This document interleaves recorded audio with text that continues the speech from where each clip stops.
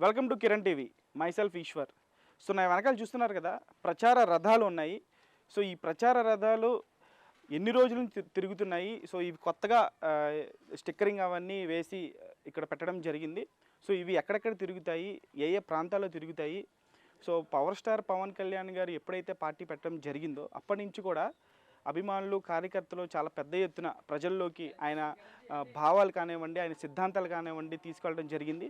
So elections దగ్గర అవుతున్నటువంటి ఈ సందర్భంలో సో పిఠాపురంలో ప్రతి అభిమాని, ప్రతి కార్యకర్త కూడా చాలా కష్టపడుతూ ప్రజల్లోకి ఆయన సిద్ధాంతాలను తీసుకెళ్లేటువంటి ప్రయత్నం చేస్తాం. సో ఆ ప్రయత్నంలో భాగంగానే ప్రచార రథాలు అన్నీ కూడా సిద్ధమవుతున్నాయి.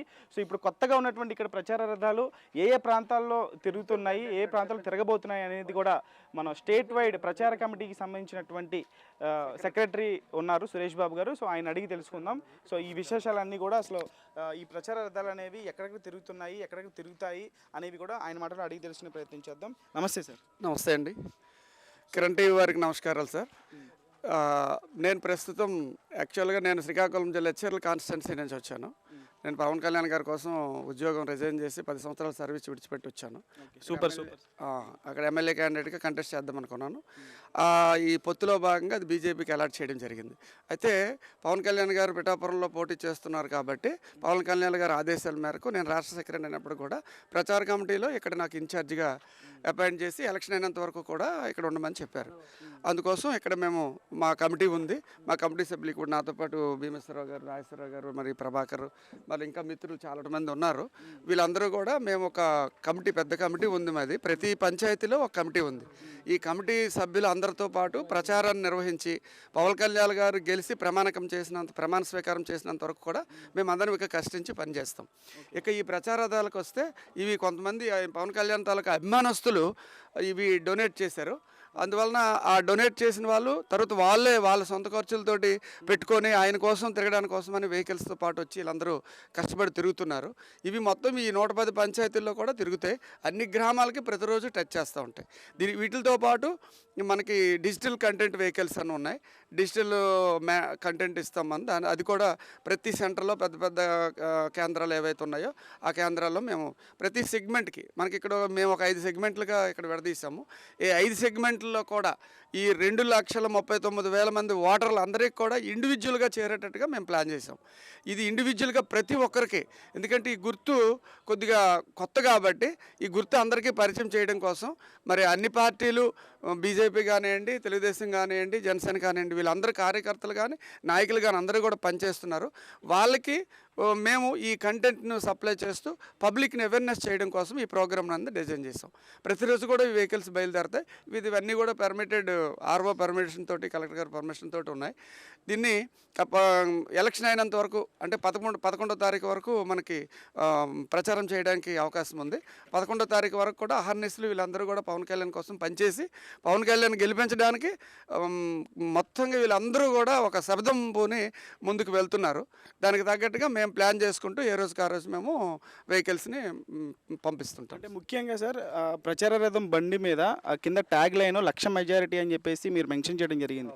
అంటే ఆ కాన్ఫిడెన్స్ ఏంటని చెప్పేసి 1,00,000 మెజారిటీ అని ఎవరిని అడిగినా పిఠాపురం నియోజకవర్గంలో 1,00,000 మెజారిటీ అనేది ఒక నినాదంగా మారిపోయింది అనమాట. ఖచ్చితంగా 1,00,000 మెజారిటీ కొట్టే తీరుతామని చెప్పేసి. సో దాని గురించి ఏం చెప్తారు? ఇక్కడ ఖచ్చితంగా ఇక్కడ పిఠాపురం అసెంబ్లీ కాన్స్టిట్యున్సీ ప్రజలందరూ కూడా విసిగిపోయి ఉన్నారండి జగన్మోహన్ రెడ్డి ప్రభుత్వం మీద. వాళ్ళు చేసినటువంటి అరాచక కార్యక్రమాల మీద విసిగిపోయి ఉన్నారు. కాబట్టి పవన్ కళ్యాణ్కి 1,00,000 ఏంటి, 1,00,000 కంటే ఎక్కువ మెజారిటీ రావడానికే మేము ప్రయత్నం చేస్తున్నాం. ఇంకా ఎక్కువ మెజారిటీ వస్తుంది, క్లీన్ స్వీప్ వస్తుంది ఇక్కడ. ఎందుకంటే పవన్ అంతా నమ్ముకున్నారు. ఇంకా మాకు పవన్ కళ్యాణ్ తప్ప ఇంకెవరు దిక్కు లేదు అన్న ప్రజలు మా పబ్లిక్లో మా వాళ్ళు వెళ్తున్నారు. కాబట్టి వీళ్ళతో చేస్తున్నటువంటి డిస్కషన్ కానీ, వీళ్ళతో అక్కడక్కడ వాళ్ళు ప్రజలు ఆలోచిస్తున్న ఆలోచన విధానం కానీ నిజాయితీగా నిలబడి ఉండిపోయారు అనమాట. చాలా మందిని అడుగుతూ ఉంటే ఇంకా నాకు కూడా, నేను ఎక్కడి నుంచో వచ్చాను, నా దగ్గర కూడా కొంతమంది కౌన్సిలర్లు వచ్చి మేము పార్టీలో జాయిన్ అవుతామని చెప్పేసి కొంతమంది అడుగుతూ ఉండడం జరుగుతుంది. ప్రజలు అసలు డెసిషన్ తీసుకున్నారు. కొద్దిగా 1,00,000 కాదు, ఇంకా ఎక్కువ మెజార్టీ వచ్చినా కానీ ఆశ్చర్యపోవాల్సిన పర్లేదు. గ్రౌండ్ లెవెల్లో రిపోర్ట్ అనేది ఏ విధంగా ఉందని చెప్పేసి మీకు వస్తుంది సార్ రిజల్ట్ అనేది? గ్రౌండ్ లెవెల్లో ప్రభుత్వం మొత్తంగా విఫలమైందండి. ఒక రంగంలో విఫలం కాలేదండి, ఇన్ఫ్రాస్ట్రక్చర్లో విఫలమైందండి. ఒక ఇండస్ట్రీస్ తేవడంలో గవర్నమెంట్ విఫలమైందండి. రోడ్స్ వేయడంలో విఫలమైందండి. పబ్లిక్ నిరుద్యోగులకి కనీసం ఉద్యోగ భద్రత కల్పించలేని పరిస్థితి అయిందండి. ఒక జాబ్ క్యాలెండర్ లేదు. ఏదో ఏ స్కీమ్ పెట్టినా కానీ అది ఎంతసేపు అది ఊరికే వాళ్ళ స్వార్థం కోసం చేసే కార్యక్రమమే తప్ప ఏ కార్యక్రమం కూడా ప్రజల కోసము దీర్ఘకాలిక ప్రయోజనాల కోసం చేసిన కార్యక్రమం ఏదీ లేదండి. అన్నీ కూడా స్వప్రయోజనాలు, సొంత ప్రయోజనాలు. ఒక రోడ్లు బాగులేవు. ఒక ఎంప్లాయీస్ ఉద్యోగస్తులు అసమ్మతి. ఉద్యోగస్తులు ఒక్కరు కూడా అసలు మినిమం ఒక్క ఓటు కూడా పడదండి. ఈ కాన్స్టిట్యున్సీలో కాదు, స్టేట్ వైడ్ ఉద్యోగస్తులు అంత విరక్తి చెంది ఉన్నారు. ఎందుకంటే వాళ్ళకి సంబంధించినటువంటి పిఆర్సీలు కావాలండి, జీతభత్యాలు కావాలండి. ఏ ఉద్యోగస్తులు కూడా ఎప్పుడైనా 1వ తారీఖున ఖచ్చితంగా జీతం పడుతుందని ఆశతో బ్రతికేవారు. ఇప్పుడు వచ్చే రాయితీలు కానీ వాళ్ళకు ఉన్నటువంటి పిఎఫ్లు కూడా సొంతానికి వాడుకొని తాకట్టు పెట్టే పరిస్థితి ఉందండి. మరి ఇప్పుడు వాళ్ళు ఏదైతే హామీలు ఇచ్చారో రైతు భరోసా అన్నారు. రైతులకు ఒక కార్పస్ ఫండ్ ఏర్పాటు చేసి ఒక నిధిని 3 లక్షల కోట్లతో ఏర్పాటు చేస్తామన్నారు. ఆ నిధి గురించి చర్చించలేదు. రైతులకి రైతు భరోసా లేదు. అలాగే ఆరోగ్యశ్రీ అన్నారు. ఆరోగ్యశ్రీ హాస్పిటల్స్ అంటే లిస్టులు ఇచ్చారు కానీ వ్యాధులు కానీ ఇచ్చారు కానీ ఎక్కడా కూడా హాస్పిటల్స్లో ఆరోగ్యశ్రీ వర్క్ అన్నది జరగట్లేదు. ఇలా తీసుకుంటూ పోతే ప్రతి అంశంలో కూడా ప్రభుత్వం అన్నది విఫలమైందండి. కాబట్టి ప్రజలు విసిగిపోయి ఉన్నారు. కాబట్టి ఖచ్చితంగా ఈ గవర్నమెంట్ని ఓడిస్తారు. ఖచ్చితంగా పవన్ కళ్యాణ్ గారు 1,00,000 పైన మెజార్టీతో గెలుస్తారు. 1,00,000 మెజారిటీ అని చెప్పేసి కార్యకర్తలు కానీ, అభిమానులు కానీ, ప్రజలు కానీ చాలా వరకు కూడా చెప్పడం అదే జరుగుతుంది సార్. కాకపోతే ముద్రగడ లాంటి వాళ్ళు కొంచెం అన్ని వర్గాల్లో ప్రేక్షకుల్లో కానీ లేకపోతే అభిమానుల్లో కానీ కొంచెం వ్యతిరేకత వచ్చేలాగా ఆయన కమెంట్స్ కూడా చేయడం జరుగుతుంది కదా వ్యతిరేకంగా. సో మీరు దాన్ని ఎలా చూస్తారు? ముద్రగడ పద్మనాభం గారి మాటలను ఇప్పుడు నమ్మే పరిస్థితి లేదు సార్ జనాలు. అయితే రాజకీయ కక్షతోటి వాళ్ళు ముద్రగడ పద్మనాభం గారు మా జనసేన పార్టీలు కూడా చేరుతామన్నారు. కానీ మేమే వద్దన్నాం. ఇప్పుడు ఏదో పదవులు ఆశించి ఖచ్చితంగా మేము ఇదే చేయాలి అదే చేయాలి అనుకొని మాకు ఇది కావాలనుకొని ఆశించిన వచ్చిన వాళ్ళకి మా పార్టీలో స్థానం ఉండదు సార్. ప్రతి ఒక్క కార్యకర్తకి న్యాయం జరుగుతుంది. పొత్తులో భాగంగా కొంత అసంతృప్తి అన్నది పార్టీలు ఉండేవాళ్ళకి ఉండొచ్చు. కానీ అది అంతర్గతంగా వాళ్ళు అర్థం చేసుకుంటారని చెప్పేసి అనుకుంటున్నాము. దాన్ని కూడా పవన్ కళ్యాణ్ గారు మధ్యాహ్నం ఇక్కడే కలిసినప్పుడు మాట్లాడారు. అందరికీ కూడా చెప్పారు, దిశానిర్దేశం చేద్దాం, వాళ్ళకి మాట్లాడదామని కూడా చెప్పారు.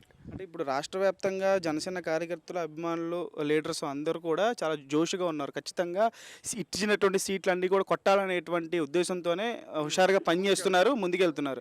పోతిన మహేష్ లాంటి వాళ్ళు పార్టీ నుంచి బయటకు వచ్చి ఇటువంటి సమయంలో పార్టీ నుంచి బయటకు వచ్చి వాళ్ళు నెగిటివ్గా మాట్లాడడం, సో ఇవన్నీ కూడా కార్యకర్తల్లో అంటే వాళ్ళు ఉన్నటువంటి జోష్ని తగ్గించే విధంగా ఉంటుందా?